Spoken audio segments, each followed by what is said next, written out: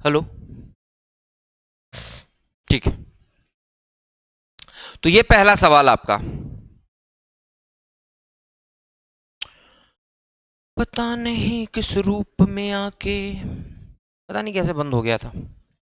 पहला सवाल आपका मेरे भाई।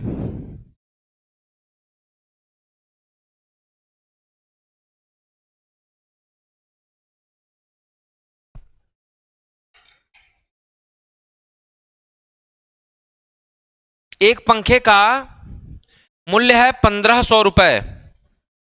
एक पंखे का मूल्य है 1500 रुपए और उसे 350 रुपए का एक डाउन पेमेंट देकर लिया जाता है। अब पंखा है 1500 रुपए का। मैं गया, मैंने कहा भाई पंखा कितने का है? आपने कहा 1500 का। मैंने कहा 350 ले लो, बाकी का उधार करके दे दो, जो रेट कहोगे तुम्हें ब्याज दे देंगे। आपने कहा ठीक है। जब मैंने 350 आपको दे ही दिया, तो यानी अब जो मैं उधार आपसे मांग रहा हूं उसका मूल्य कितना है? 1150 रुपए। कितना है? 1150 रुपए। और 400 रुपए की मैं हर महीने किस्त दूंगा, हर वर्ष 400 रुपए की किस्त दूंगा। तो जब 1150 में 400 की किस्त दे दूंगा तो कितना बचेगा? अब इसमें जब मैं 400 की किस्त दे दूंगा तो कितना बचेगा? और फिर मैं 400 की किस्त दे दूंगा तो पैसा जमा हो जाएगा पूरा। तो आप देखिए ध्यान से, तो आप 11 7 18, 18 3 21, 21 1 22, 22.5, कुल 2250 रुपए की राशि पर कैलकुलेशन हो रहा है। इसको आप थोड़ा दिमाग लगा के समझिएगा। जब आपसे मैं ले गया सामान तो उस समय आपका 1150 रुपए का मेरे ऊपर उधार था। साल भर चला, उसके बाद मैंने 400 रुपए आपको दे दिए, तो आपका अब उधार मेरे ऊपर कितना बचा? फिर आपने उसको चलने दिया, साल भर बाद मैंने फिर 400 पकड़ा दिए।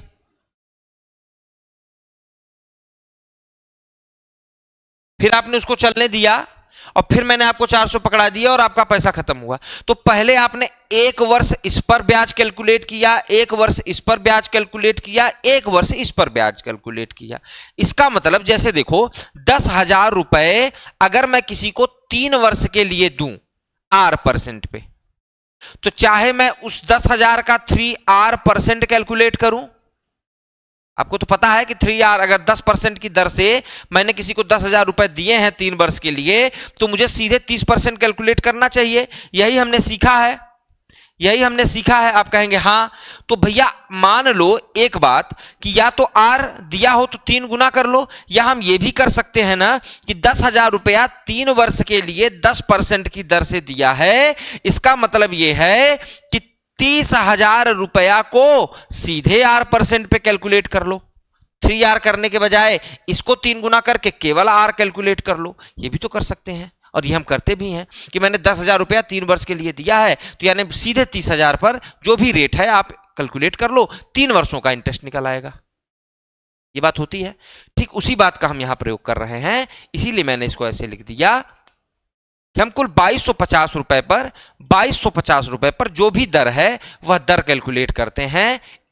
ठीक है, जब 2250 ले लिया तो अब टाइम का कुछ झोल नहीं है। तो आप ध्यान दीजिए कि मैंने आपसे लोन 1150 का लिया था और 400 की किस्त भरी, तो भर कितना दिया? 1200 रुपए। 1150 का लोन था, 1200 रुपए पूरा भरना पड़ा, यानी 50 रुपए ब्याज देना पड़ा। आप कहेंगे बिल्कुल सर। तो ध्यान दीजिए, मैं इसको R/100 छोड़ दूं तो ये 50/2250 हो जाएगा। आप कहेंगे बिल्कुल सर। यानी 1/45 हो जाएगा, यानी 2.22% हो जाएगा। बोलिए।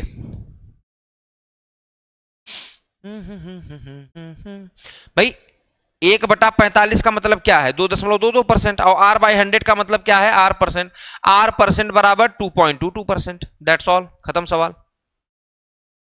ठीक है। तो स्क्रीन कैप्चर कर लीजिए फटाफट से, आ जाइए।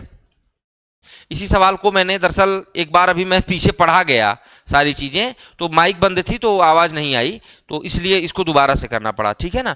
तो वो मैंने बताया था, उस पर आपको बहुत परेशान नहीं होना है। इस चीज़ को समझाने के लिए मैंने बताया था। आप समझदार हैं। आप आ जाइए अगले सवाल पर। ठीक है, इस सवाल पर आ जाइए। ये सवाल पढ़िए।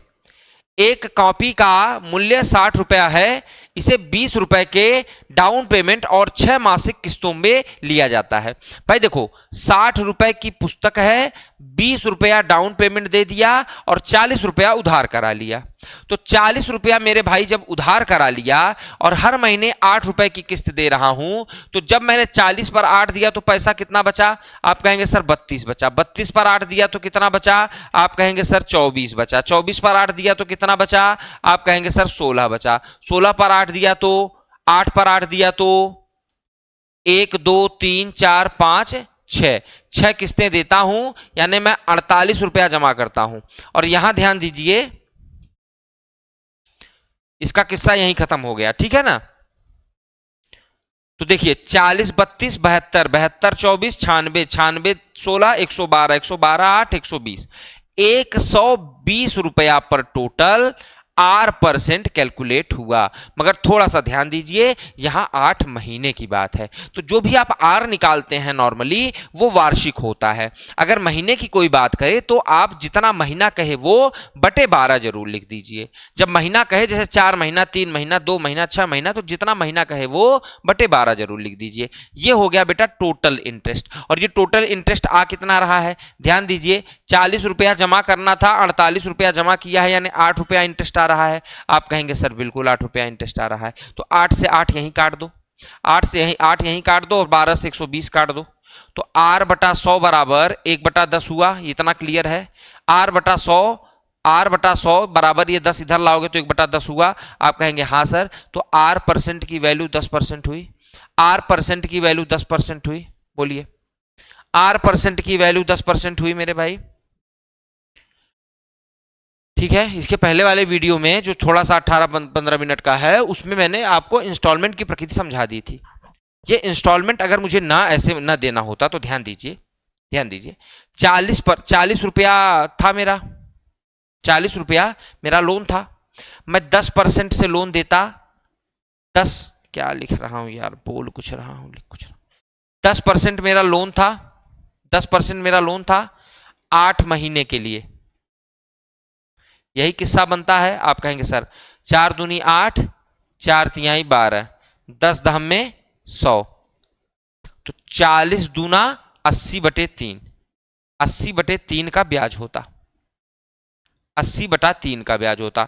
यानी 3 दूनी 6, 3 दूनी 6, 2 बचा, 3 छंग 18, 3 छंग 18, यानी 26 रुपया 67 पैसा मुझको लोन देना पड़ता। यहां देखिए मुझे कितना देना पड़ा, क्योंकि मैंने किस्तों में पैसा चुकाना जारी रखा, ठीक है। तो ये चीज आपको समझिए, 10% आया है। अगर 10% अभी आप कैलकुलेट करेंगे जो आपने लोन कराया था, तो आपको पता लगेगा कि 8 महीने में आपको, ठीक है, ज्यादा पैसे देने पड़ जाएंगे।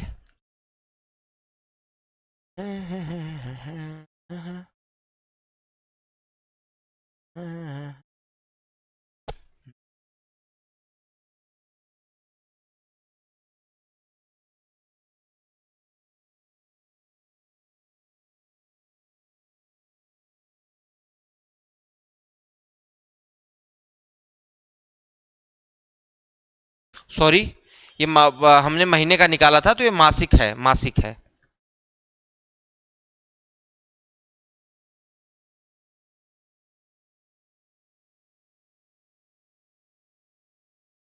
इसीलिए 8 महीने का ये आया है। अगर पूरे महीने का निकालो, पूरे साल का निकालते तो 40 का 40 आ जाता। ध्यान दीजिए, हाँ, यहाँ 8/12 कर दिया था ना, तो जो भी परसेंटेज आया है वो मासिक आया है।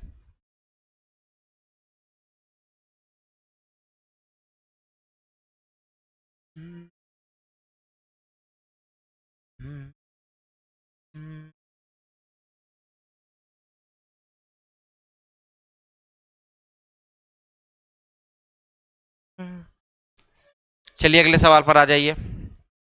एक व्यक्ति ने साधारण ब्याज पर बैंक से 16,000 रुपए की राशि उधार ले ली, ठीक है। 3 वर्ष बाद 10,000 रुपए का भुगतान कर दिया।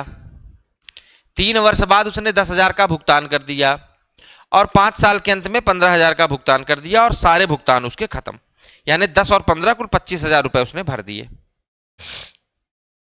आप कहेंगे सर 25,000 रुपये भर दिए तो कितने ज्यादा दे दिए, चेक करिए, 9,000 रुपये इंटरेस्ट भर दिया, 9,000 रुपये क्या कर दिया, इंटरेस्ट भर दिया।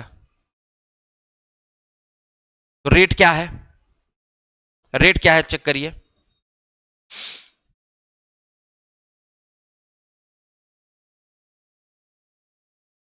भाई देखो 16,000 पर एक साल इंटरेस्ट कैलकुलेट होगा, इंस्टॉलमेंट दिया 0। 16,000 पर दूसरे वर्ष रेट कैलकुलेट होगा, इंस्टॉलमेंट दिया 0। 16,000 पर तीसरे वर्ष रेट कैलकुलेट होगा, इंस्टॉलमेंट दिया 10,000 का। अब कितना बच गया, 16 में से 10 चला गया तो 6,000 रुपया। 6,000 रुपया पर चौथे वर्ष रेट गया, मतलब इंटरेस्ट गया, आपने दिया 0, और पांचवें वर्ष के अंत में फिर 6,000 पर गया, तब आपने दिया 15,000, और इस तरीके से आपका लोन खत्म हुआ। तो अगर हम जोड़ें तो 16 तियां 48 और 6 दूनी 12, 16 तियां 48, 6 दूनी 12, कुल 60,000 रुपए का मूलधन बनता है, जिस पर आर परसेंट से अब यहां अब जब आपने ये कर लिया ना, तो अब साल का सीन नहीं रह जाता यहां पर, ये ध्यान रखिएगा कि अब साल का सीन नहीं रह जाता, ये साल ही के सीन के लिए सब किया गया है, ठीक है। तो साल का अब सीन खत्म है, सीधे इतने रुपया पर आर परसेंट कैलकुलेट किया जाता है। तो रेट कितना ब्याज देना पड़ता है, 9,000 देना पड़ता है। इसको 100 हमेशा रहने दिया करो यहां पर। तो R/100 बराबर क्या हो गया, 9,000 बटे 60,000। 3 0 से 3 0 कैंसिल, 3 तियां 9, 3 दूना 6, क्या गया 3/20। 3/20, 1/20 क्या होता है 5%, तो 3/20 क्या होगा 15% वार्षिक। क्या रेट लिया गया मेरे लाल, 15% वार्षिक। चेक करिए आराम से,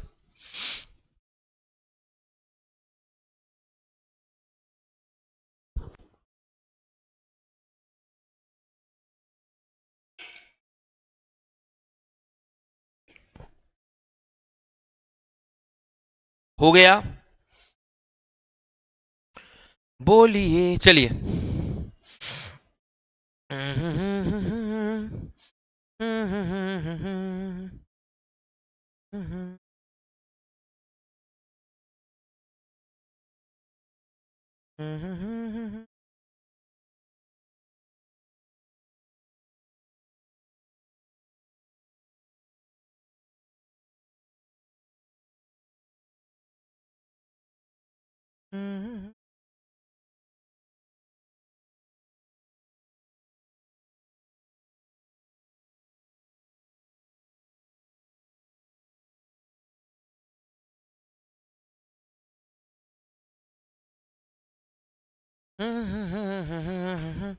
क्या सवाल है मेरे भाई, एक व्यक्ति ने साधारण ब्याज पर बैंक से 6,000 रुपए की राशि उधार ली, 4 साल बाद 2,500 रुपए का भुगतान किया और 5वें वर्ष के अंत में 4,550 रुपए का भुगतान किया और अपने सभी बकाया राशि का भुगतान कर दिया। यानी इस तरीके से उसने पूरा पैसा जमा कर दिया। तो चेक करिए 6,000 रुपया उसने जमा किया था, तो कोई इंस्टॉलमेंट उसको नहीं मिला 4 साल तक, ठीक है। यानी 6,000 रुपया 4 साल तक कोई इंस्टॉलमेंट नहीं पाता है। 4 साल के अंत में इंस्टॉलमेंट पाता है 2,500 रुपया का।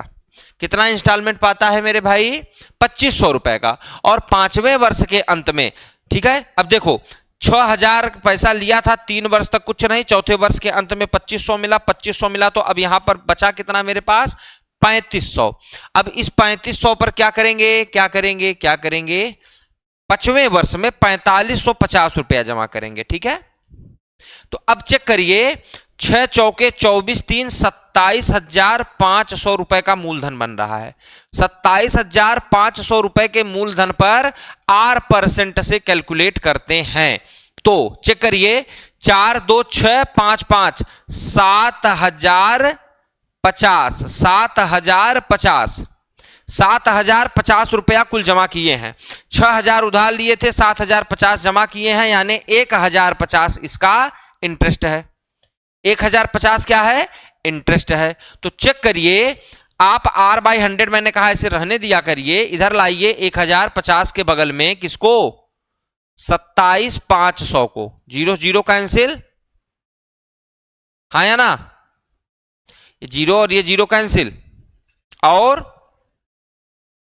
और बताइए क्या किया जाए, क्या किया जाए, मार दिया जाए कि छोड़ दिया जाए?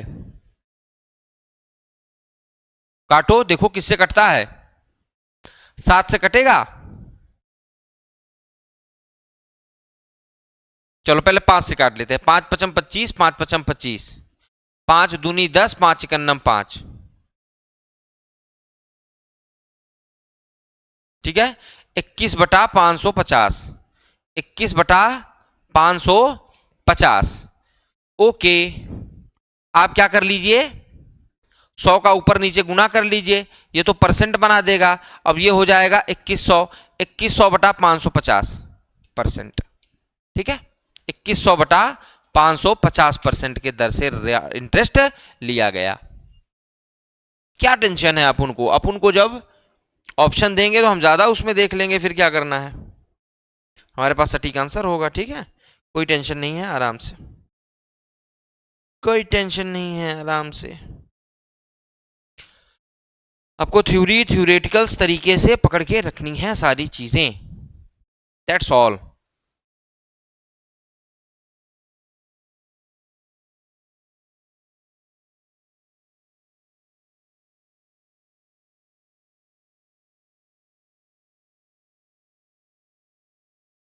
हो गया हो, अगला सवाल देखिए।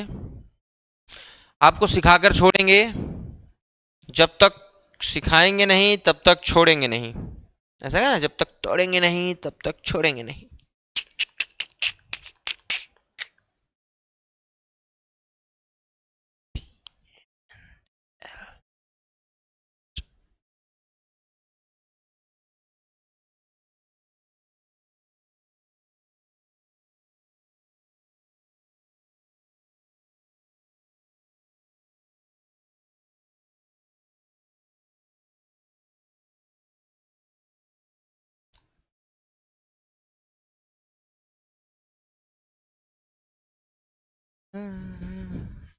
सवाल पढ़िए, सवाल फटाफट से सवाल पढ़िए, सवाल पढ़ना जरूरी। एक व्यक्ति ने साधारण ब्याज पर बैंक से 6,000 रुपए की राशि उधार ली। 4 साल बाद उसने 2,500 रुपए का भुगतान किया और 5वें वर्ष के अंत में 4,550 का भुगतान किया।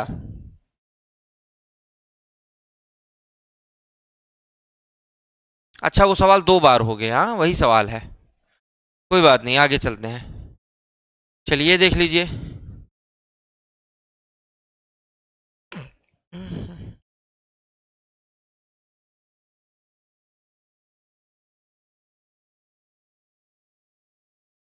भाई कुछ चीजें आपको समझनी पड़ेंगे स्टैंडर्ड तरीके पे।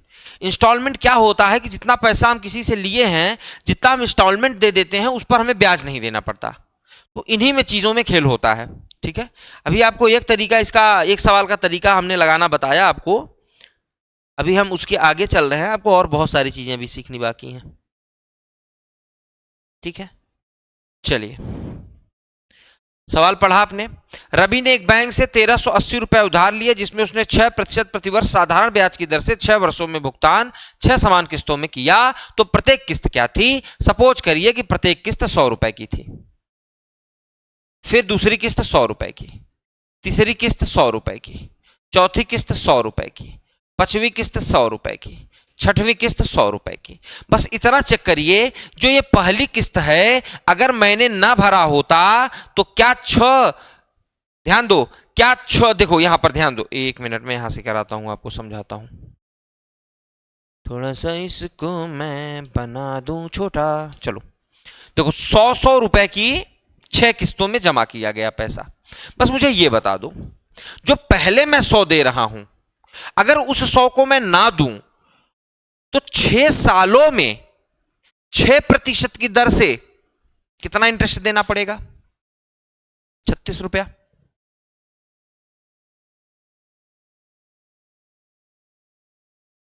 और जो दूसरा किस्त मैं दे रहा हूं, अगर वो मैं ना दूं तो उसको 4 साल बाद कितना देना पड़ेगा, मतलब 5 साल बाद।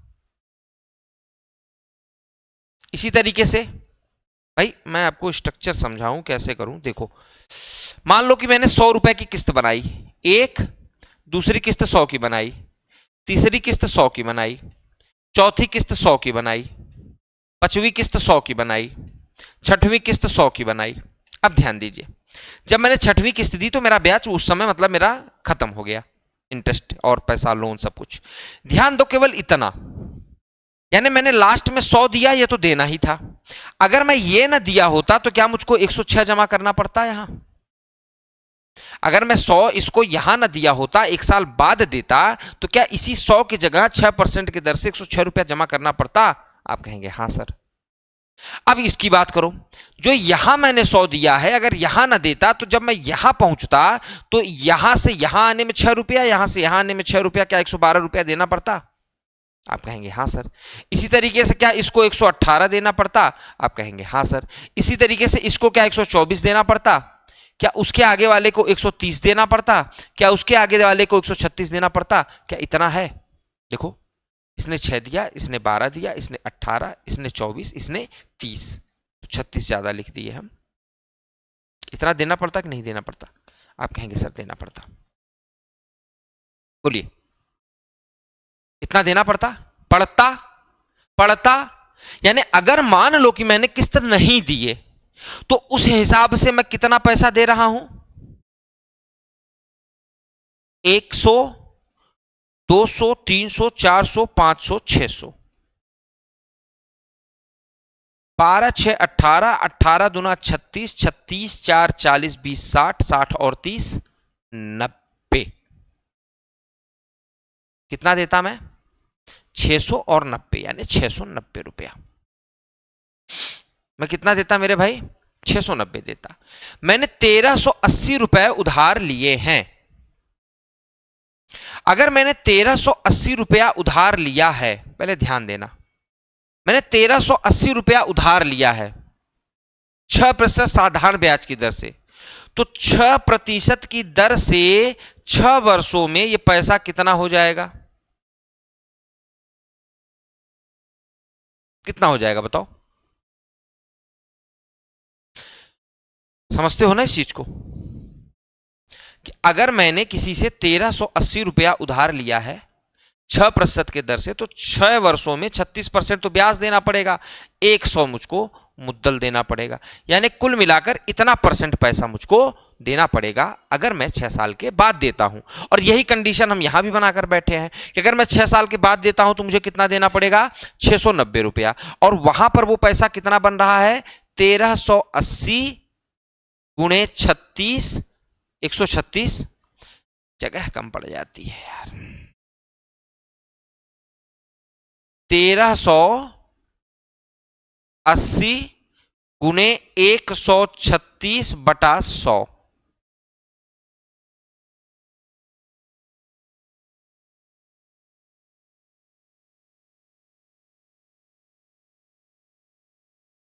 भाई मैं 1380 रुपया लूं, 6 वर्ष तक मैं दूं ही ना, 6 वर्ष के बाद मुझे कुल कितना देना पड़ेगा? इतना देना पड़ेगा, इसमें दो राय नहीं है, इतना रुपया देना पड़ेगा।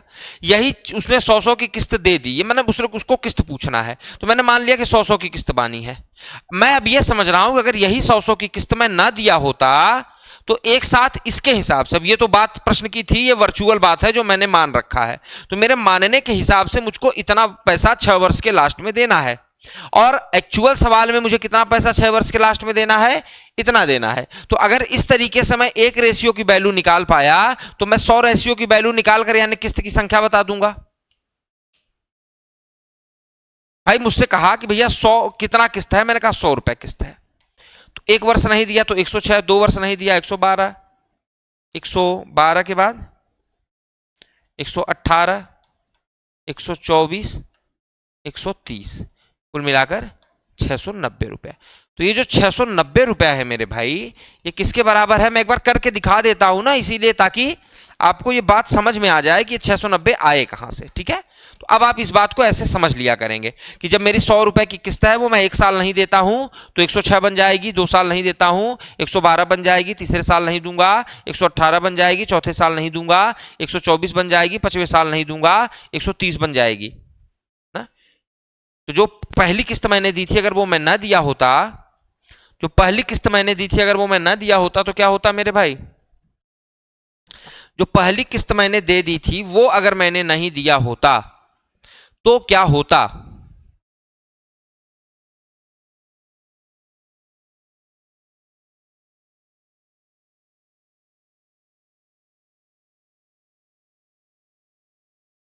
ठीक है ना?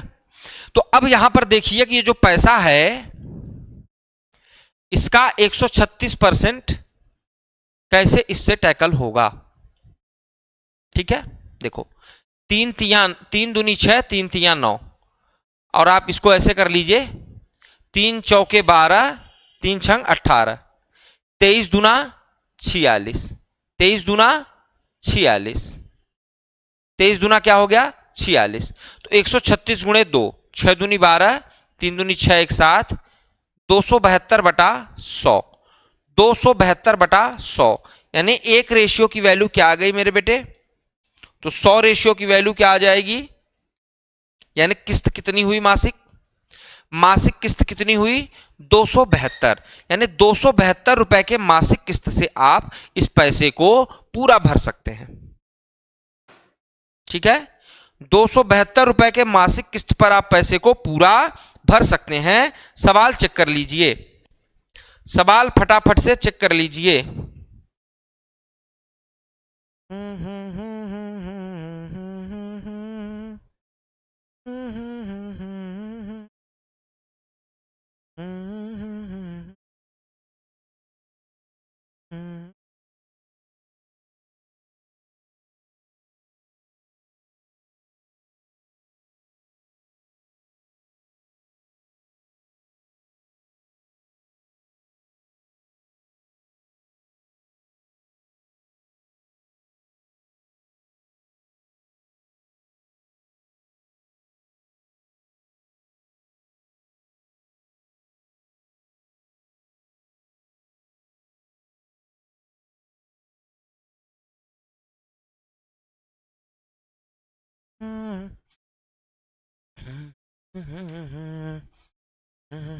अगला सवाल, 12% साधारण ब्याज पर 4 वर्षों में 5664 रुपए के डेबिट को कितने वार्षिक किस्तों में, कितना वार्षिक किस्त में दिया जाएगा?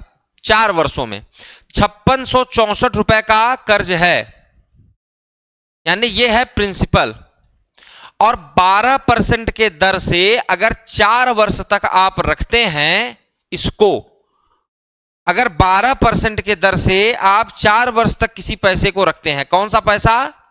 5664, तो 12% के दर से 4 वर्ष का इंटरेस्ट क्या हो जाएगा? कुल पैसा कितना देना पड़ेगा? हाँ या ना? कुल पैसा कितना देना पड़ेगा मेरे भाई? आप कहेंगे सर कुल पैसा इतना देना पड़ेगा 4 वर्षों के बाद। अब मान लेते हैं कि 100 रुपए की किस्त बांध दी, 100 रुपए की किस्त बांध दी। कितनी किस्त? 4 किस्त। इन 4 किस्तों में मान लो पैसा खत्म हो जाएगा ब्याज सहित। ओके, अब आपको ये बात समझनी है ध्यान से। मैं कह रहा हूं कि ये 100 तो मैंने दिया, अगर ये वाला 100 मैं समय पर ना दिया होता तो इसके बदले मुझे क्या देना पड़ता? 12% के दर से 112 रुपए देना पड़ता। और अगर ये 100 मैंने यहां ना जमा किया होता तो यहां मुझे उसके बदले में कितना देना पड़ता? 124 देना पड़ता। अगर ये 100 मैंने यहां ना जमा किया होता तो इसके बदले में मुझे कितना देना पड़ता? 136 देना पड़ता। बोलिए, तो 336, 24, 60 और 12, 72, यानी अगर मैं किस्तों में पैसा ना दूं तो मुझे 372 यूनिट पैसे देने पड़ते, जो कि वहां पर भी मैंने बना रखा है। किसके बराबर हो रहा है? 5664 रुपया, 148%। आराम से चेक करिए, जिससे जो कटे उससे काट दीजिए। ठीक है, चलो 2 से देखते हैं। 2 इकन्नम 2, 2 अट्ठे 16, 2 छंग 12, ठीक है, 186 हुआ। 2 सते 14, 2 चौके 8, 2 नवा 18, 2 तियाई 6, 2 तिया 6, 2 सते 14। ठीक हो गया, ठीक हो गया। 3 से काट कर देखो, देखो अब ये 3 से तो नहीं कटेगा, ये देखो 3 इकन्नम 3, 2 बचा, 3 अट्ठे 24, 2 बचा, 3 अट्ठे 24, 2 बचा, 3 अट्ठे 24। 3 तिया 9, 3 एकन्नम 3। अब पक्का है कि ये 31 हो गया, प्राइम है। अब कटना है तो ये सीधे इससे कटेगा, नहीं तो कोई किसी से नहीं कटेगा। ध्यान दीजिए 31 है और ये क्या है 188। आराम से सोचिए, 3 छंग 18 होता है, 3 छंग 18 होता है, यानी 31 छंग जाएं तो 186 पहुंच जाएंगे।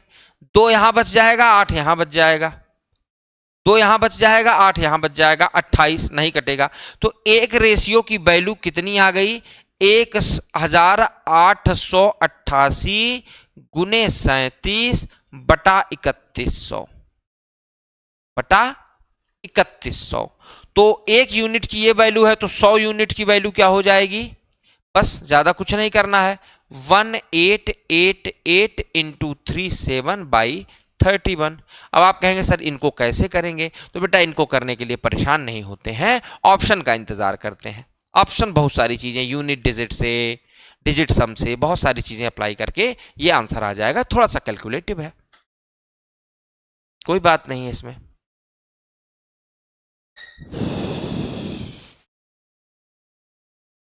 ठीक है,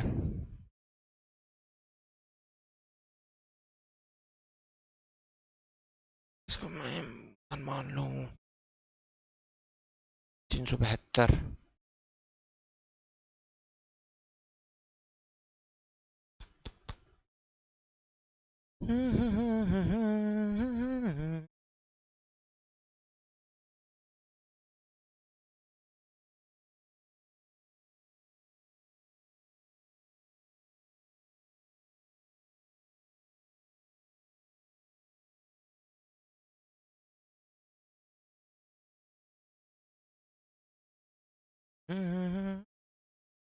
तो ये आपके एक किस्त का वैल्यू आ जाएगा। ठीक है, यानी आपको ये समझना है कि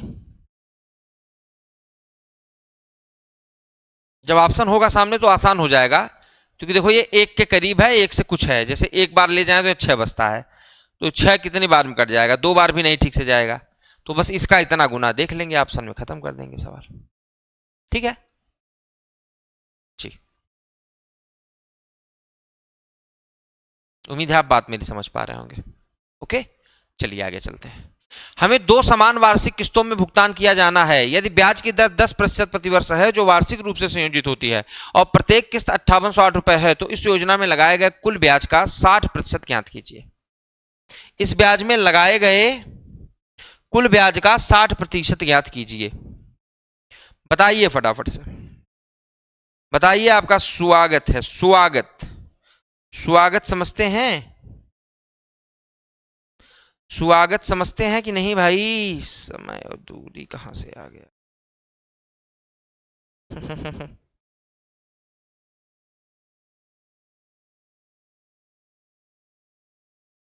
हमें 2 समान किस्तों में भुगतान किया जाना है। ब्याज की दर 10% है और प्रतिवर्ष जो वार्षिक रूप से संयोजित होती है। ठीक है, मान लिया कि मैंने P रुपया उधार लिया था, तो P का 10% अगर मैं अपना वापस लेना चाहूंगा तो पहले वर्ष में क्या लूंगा 11P/10। अगर मेरा 10% का वार्षिक ब्याज है तो एक वर्ष के बाद मूलधन और ब्याज मिलाकर कितना हो जाएगा 11P/10। ठीक है, अब ये मेरा मूलधन है और इस मूलधन में से क्या कर दिया गया 5808 रुपया निकाल दिया गया, इतना पैसा हमको वापस मिल गया। या आप ऐसे इस चीज को समझ लीजिए जैसे आप पीछे करते आए हैं कि मान लीजिए कि P रुपया उधार था। अब P रुपया उधार था तो 2 किस्तों में दिया गया, तो एक बार P पूरा 1 साल चला और 5808 दे दिया गया P में से 5808 दे दिया गया, तो अब कितना बचा, इतना बचा, और फिर इसको 5808 दे दिया गया और अब हो गया ब्याज खत्म। अगर जोड़े तो क्या हो गया 2P - 5808। ठीक है, 2P - 5808, यानी इतने पैसे पर, ठीक है, इतने पैसे पर मेरे भाई 10%, इतने पैसे पर 10% जो कैलकुलेट हुआ, सॉरी 110%। क्यों, सोचो, ये तो मेरा मूलधन हो गया, 10% ब्याज लेना था, मैंने 110% कर दिया, यानी पूरा मूलधन मिश्रधन। तो वो पूरा मिश्रधन हमको पता है, क्योंकि 2 किस्तों में कुल हमने कितना दे दिया है 5808 इंटू 2। बोलो हाँ या ना। 2 किस्तों में हमने कुल कितना पैसा दे दिया है 2 इंटू 5808।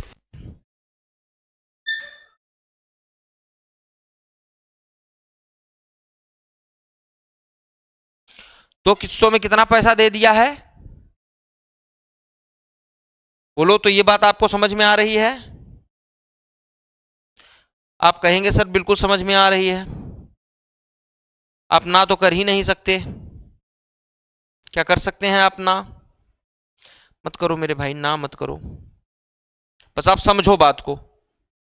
अगर आप इस बात को समझ पाते हैं then it will work for you. भाई पी रुपया था 5808, उसमें पहली किस्त दे दी तो कितना बचा, उसमें दूसरी किस्त दे दी तो कुल कितना मतलब समझें कि हम कुल कितना हमारे पास वो था, टोटल मूलधन हमारा कितना था।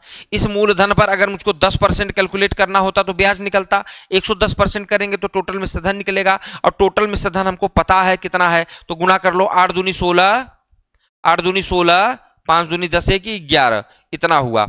और ये बराबर किसके है, ये बराबर है, देखिए ध्यान दीजिए, 2p माइनस 5808 गुने 110/100 था, तो ये 100 यहां ले आ दो, 110 यहां ले आ दो, 0 से 0 कैंसिल कर दो।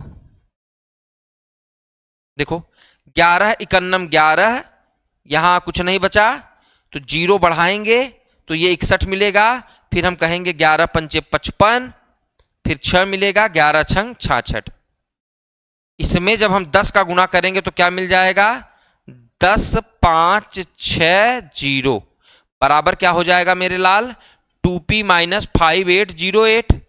तो जब हम इसको सेपरेट कर देंगे, यहां अगर जुड़ जाएगा बटे 2 कर देंगे, आंसर आ जाएगा। ठीक है, इसको हल कर लेना, ये आप हल कर लेना।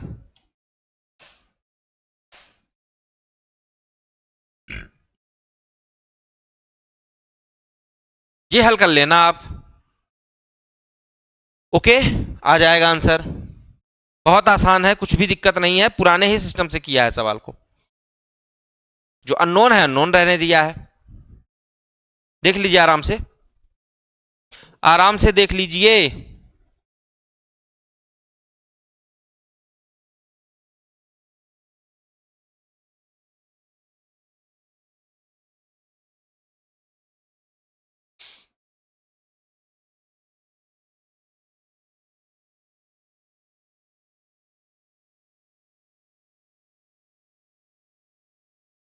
भाई आप ये अगर करना चाहते हैं कि मान लिया भैया हमारा किस्त ही 100 रुपया था, भैया हमारा किस्त 100 रुपया था, तो 2 किस्त दिए 100 के, एक तो 100 दिए और एक 100 ना देते तो उसकी जगह 110 देना पड़ता। तो अगर हम पूरे मूलधन को लास्ट में देते, अगर हम पूरे मूलधन को लास्ट में देते तो कितना देते 210 देते ना। तो 200 दिया है हमने, 200 की वैल्यू क्या है, 200 की वैल्यू क्या है चेक करिए, 200 हमने पे किया है ना, यानी ये 100 तो पे किया है। इस 200 की ही वैल्यू क्या है, इस 200 की वैल्यू क्या है 5808, इस 200 की वैल्यू क्या है 5808। यहां से अगर आप एक की वैल्यू निकालना चाहें तो क्या मिलेगा 5808 अपान 200, तो 200 के दोनों जीरो के कारण यहां दशमलव लगेगा, आप 2 से काटो, 2 दूनी 4, 1 बचा, 2 9 18, 2 चौके 8, एक रेशियो की वैल्यू क्या आ गई 2904, एक रेशियो की वैल्यू क्या आ गई 2904। तो 210 रेशियो की वैल्यू क्या होगी चेक करिए, 210 रेशियो की वैल्यू क्या होगी। हाँ बिल्कुल, आप 100 से यहां से भी समझ सकते थे, इस बात को तो आप समझ ही सकते थे।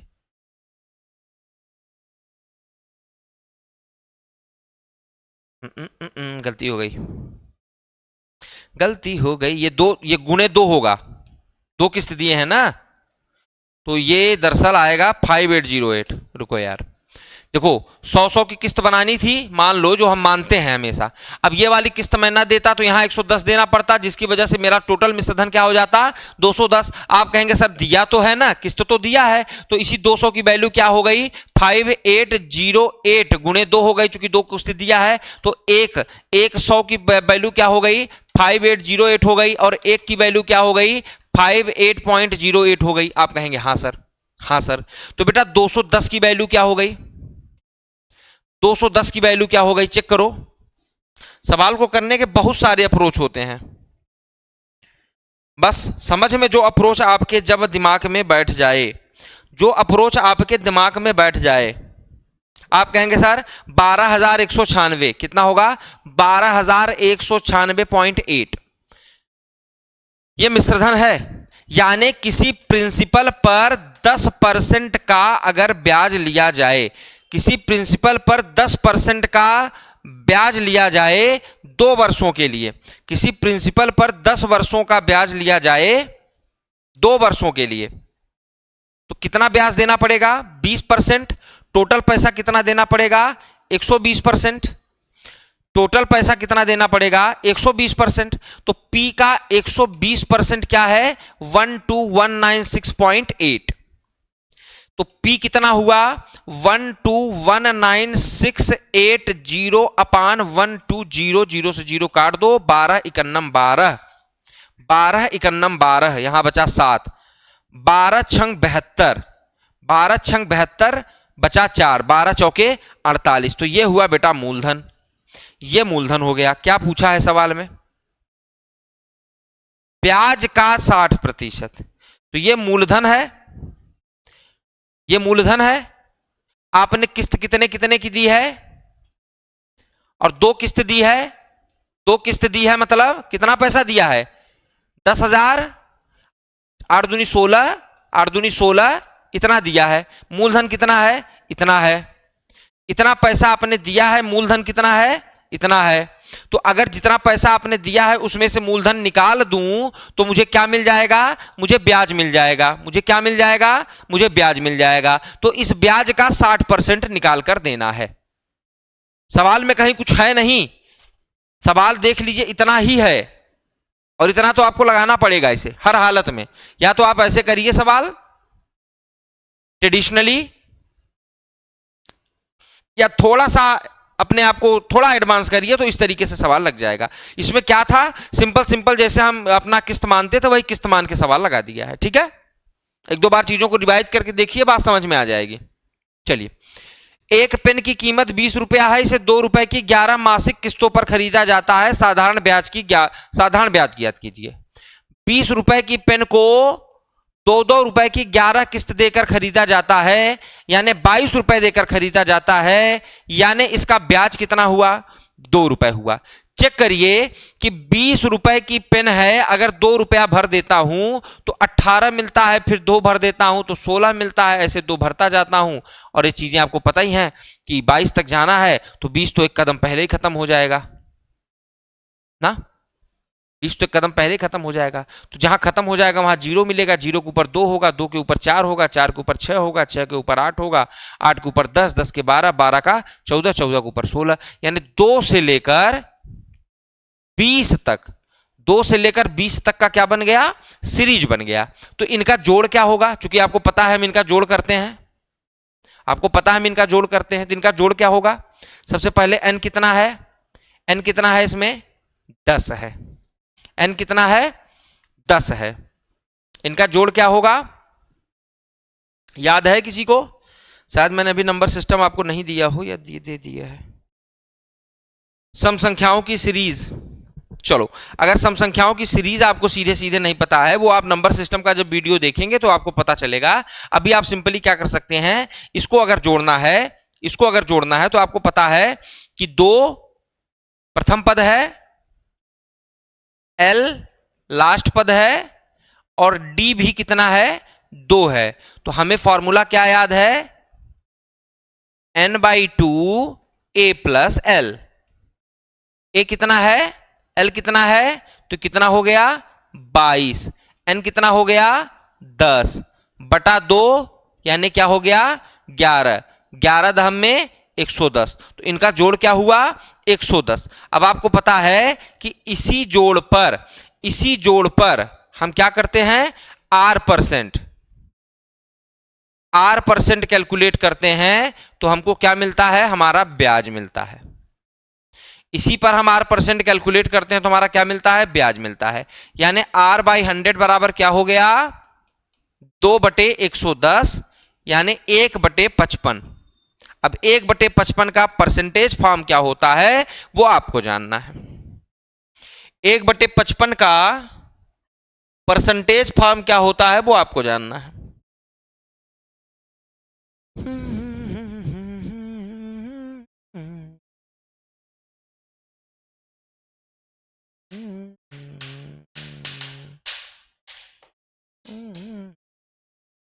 ठीक है जी, चलिए आगे चलते हैं।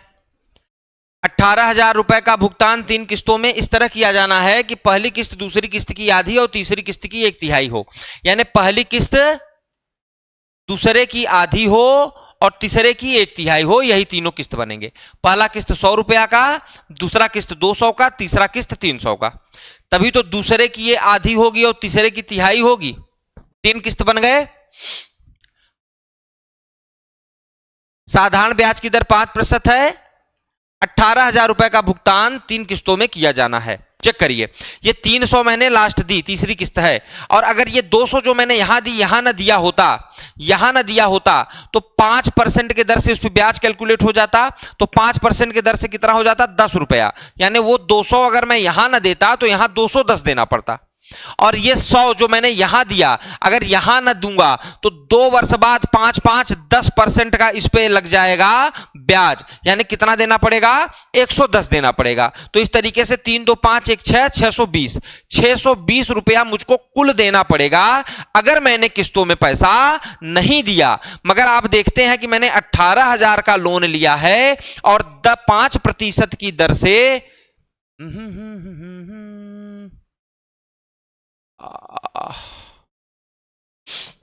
5% की दर से 3 वर्ष का 5% की दर से 3 वर्ष का हमको देखना है टोटल।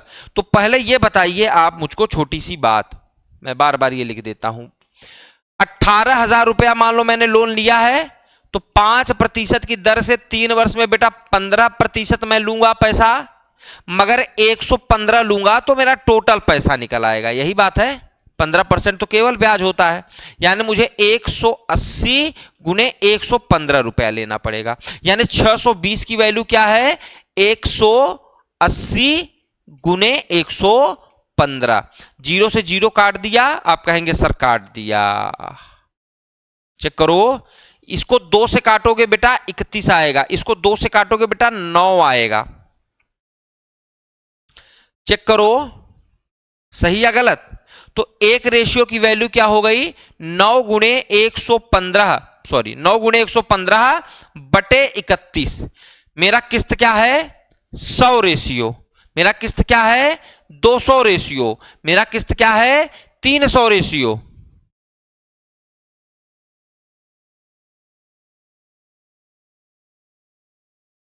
चलो इसमें ये लिखना भूल गया कि कौन सी किस्त आपको बतानी है। तो देखो ये 1 रेशियो की वैल्यू आ गई है, इसमें से कोई एक किस्त आपको बतानी होगी, तो जो किस्त बतानी है उसी का इसमें गुणा कर देंगे, आपका आंसर आ जाएगा। अगर पहली किस्त बतानी है तो इसमें 100 का गुणा करेंगे, दूसरी किस्त बतानी है तो 200 का गुणा करेंगे, तीसरी किस्त बतानी है तो 300 का गुणा करेंगे। बस इतना करेंगे, बात बन जाएगी। ठीक है, ठीक है, आगे चले। चलिए शायद ये इंस्टॉलमेंट यहां पर खत्म हुआ। आपको अच्छे सवाल, ये सारे सवाल हैं जो ज्यादातर पूछे जाते हैं एग्जाम में। इन सवालों को आप 1 बार 2 बार इस लेसन को रिवाइज करके देखिएगा, आपको सारी चीजें समझ में आ जाएंगी। फिर हम आपको मिलेंगे नए चैप्टर के साथ, तब तक अपना बहुत ख्याल रखिए। धन्यवाद।